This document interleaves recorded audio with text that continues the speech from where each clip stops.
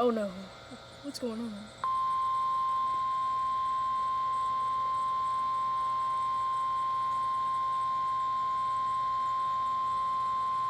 The National Weather Service in Jackson has issued a severe thunderstorm warning for northern Choctaw County. I knew it! I knew it was gonna get worse! Southern Webster County in north central Mississippi. Northeastern Montgomery County in north central Mississippi.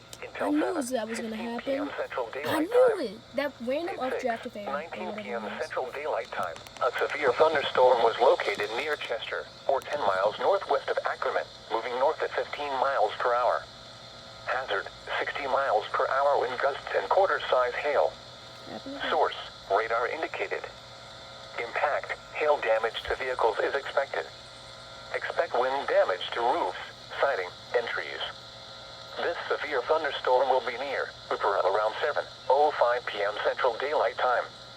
Waffle around 7:15 p.m. Central Daylight Time. For your protection, move to an interior room on the lowest floor of a building.